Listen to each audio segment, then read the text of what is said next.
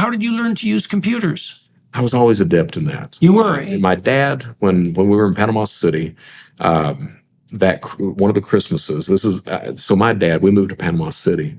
The only job the man could get was at a 7-Eleven as a midnight clerk. And that Christmas, he gave me and Denise $70 a piece. That's all he could afford for that. And he surprised me. There was this Texas Instruments. They had a personal computer division. They were going out of business. So this man goes and waits 2 hours in line to get this TI 99 4A. Oh, yeah. To give us, what year is that? Geez, this would have been 79. Okay. So that was very early. Right, because computers really didn't become widespread till about 83, 84. Yeah. Even that was really early. Right. Right. So you had one very early. So, yeah, and it was, it's a glorified video game. It was but you're in the game at that. You're in it. You're programming. You're typing in all the lines of code and everything, so you can play that game for 10 minutes. Right. And all that. Right. So from there, it's kind of took. Sure. But you got to understand that it's not really a lot of crime online is not really being adept at computers. It's being adept at fraud. Right, but the computer wasn't an impediment. Right. It was not. Okay, so what do you start doing online? So start looking around. Just you said porn. Yeah, I was part of that 35% at that point. I'd spent a lot of time on porn sites and everything else, and finally I find eBay, and I'm like, I like eBay a lot, and I was like, there's got to be some way to make money on eBay, and what I came across was Bill O'Reilly. He used to host Inside Edition.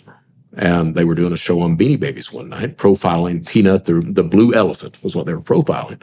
And I was watching, and I was like, I'm a naive guy. I was like, I'm in Kentucky. There's got to be one of these little animals someplace in a store, in a bin someplace, because he was selling for $1,500 on eBay.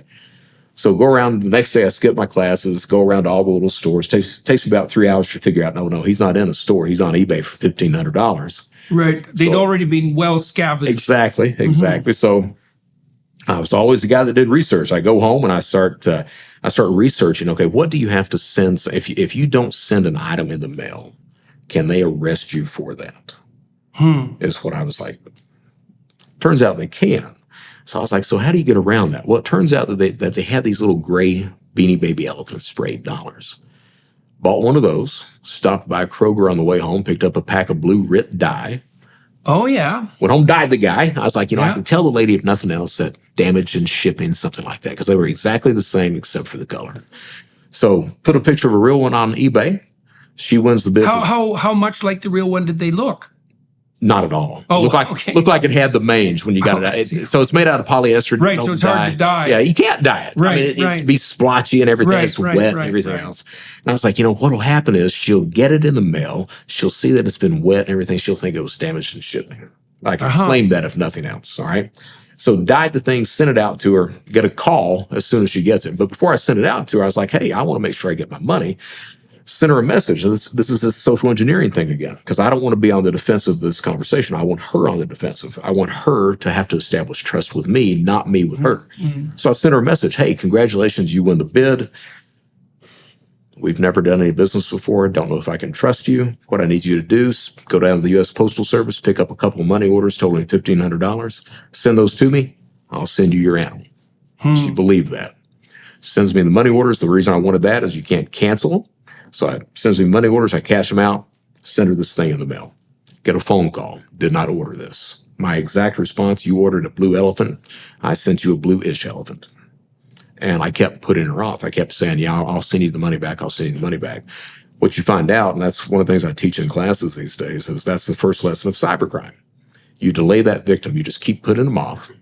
A lot of them, they get exasperated, throw their hands in the air, walk away. Right. You don't hear from them, and they don't call law enforcement. So it's the first online crime I committed right there. And why don't they call law enforcement? Embarrassment. Okay. I mean, so think about it. And it's trouble. It's also trouble to call the cops. It's not nothing. And I know the reasons today. So it's embarrassment of the victims. It's who do you complain to? Do you complain to the Kentucky State Police? Do you complain to the sheriff's office? Do you complain to the state where you bought it from? Legal ambiguity. So there's a lot of jurisdictional issues at the same time.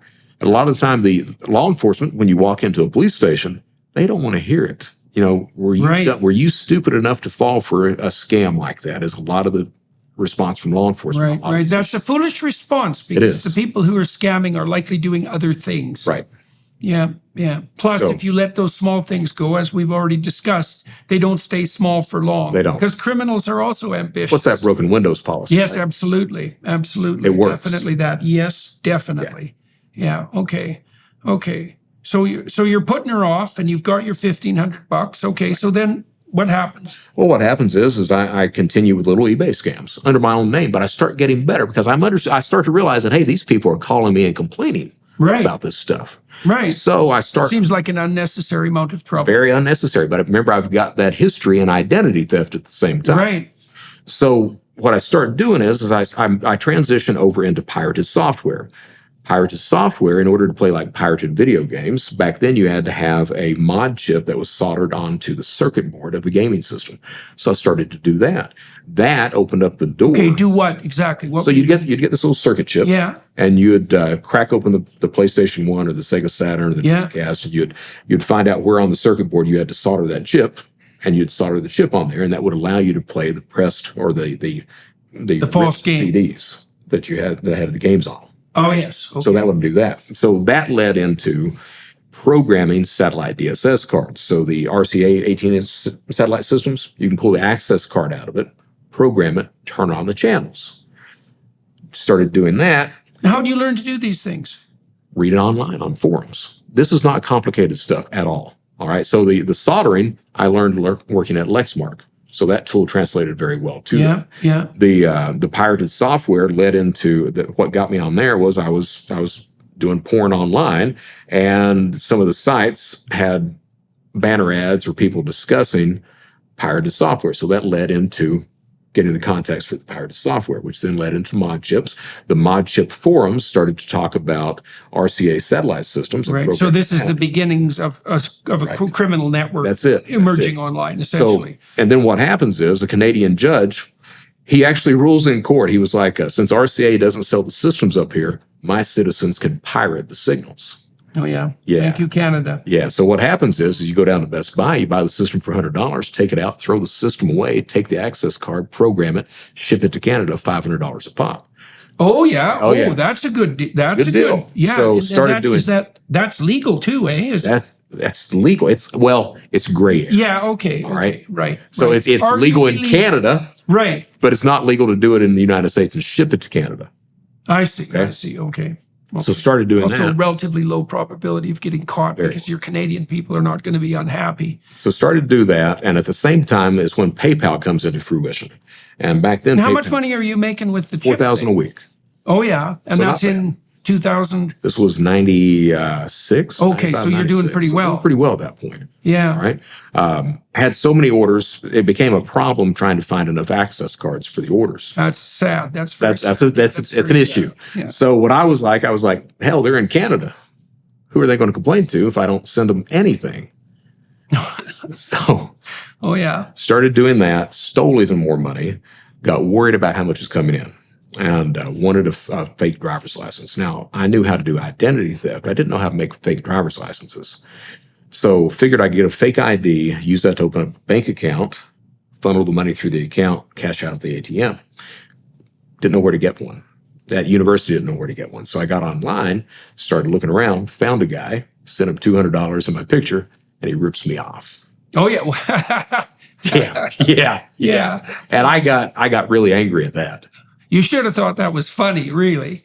Today I do. Today it's all karma, but back then I was just mad. Yeah. And well, that's a blow to your ego. It is. Definitely.